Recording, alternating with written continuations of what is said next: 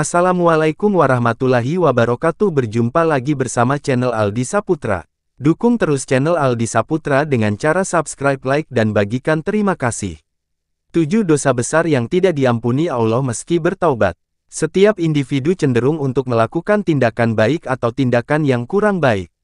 Bila melakukan perbuatan baik maka Allah Subhanahu wa Ta'ala akan merahmati hidupnya, sedangkan bagi yang melakukan perbuatan buruk akan menerima azab dan siksaan di akhirat.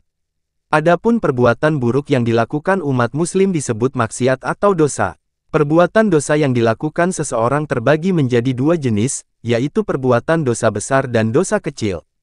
Allah Subhanahu wa Ta'ala memang Maha Penyayang dan Maha Pengampun, namun ada beberapa dosa besar yang tidak diampuni jika dilakukan. Penjelasan mengenai hal tersebut sebagaimana firman Allah Subhanahu wa Ta'ala dalam surat An-Nisa ayat 31. Artinya, jika kamu menjauhi perbuatan dosa yang termasuk dosa-dosa besar yang dilarang, pasti kami akan mengampuni dosa-dosamu yang lebih kecil dan memasukkan kamu ke dalam tempat yang mulia, yaitu surga.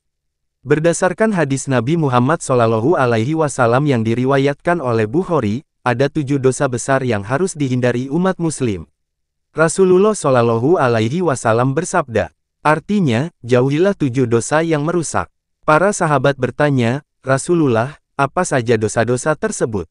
Beliau menjawab, syirik kepada Allah, sihir, membunuh jiwa yang diharamkan oleh Allah, memakan riba, memakan harta anak yatim, berpaling dari perang, dan menuduh zina terhadap wanita-wanita yang menjaga kehormatan. Hadis riwayat Bukhari. Berdasarkan hadis tersebut, berikut penjabaran lengkapnya untuk memahami lebih jelas dosa-dosa besar yang tidak diampuni meskipun telah bertaubat. Dosa-dosa besar yang tidak diampuni Allah Subhanahu wa Ta'ala. 7 dosa yang tidak diampuni oleh Allah Subhanahu wa Ta'ala. 1. Syirik. Dosa besar pertama yang tidak diampuni Allah Subhanahu wa Ta'ala adalah syirik atau menyekutukan Allah Subhanahu wa Ta'ala. Syirik adalah perbuatan yang menyekutukan atau menyembah selain Allah Subhanahu wa Ta'ala seperti menyembah patung, batu, matahari, bulan, atau yang lainnya. Allah Subhanahu wa Ta'ala berfirman dalam surat An-Nisa ayat 116 mengenai syirik adalah dosa yang tidak akan diampuni.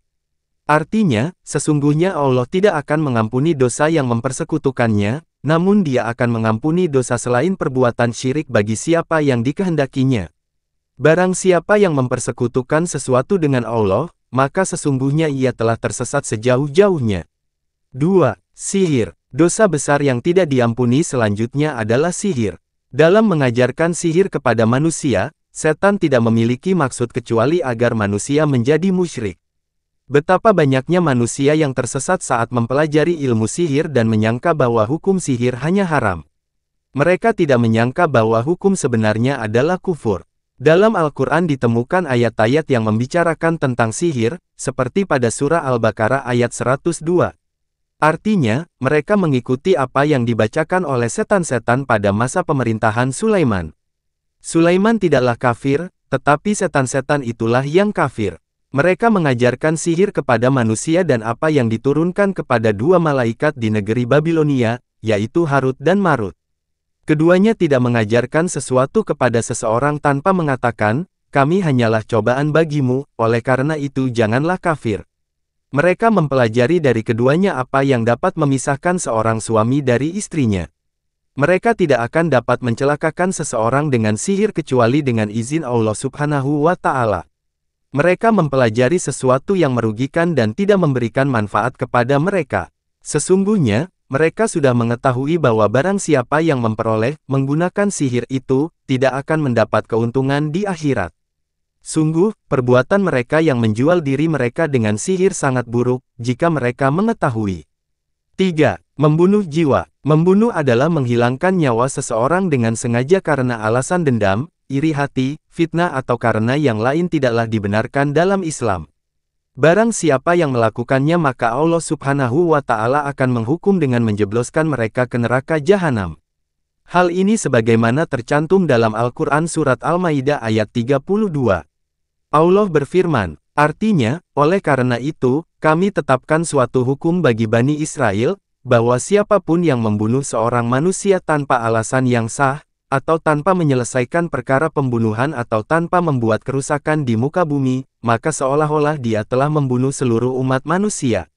Dan siapapun yang memelihara kehidupan seorang manusia, maka seolah-olah dia telah memelihara kehidupan seluruh umat manusia.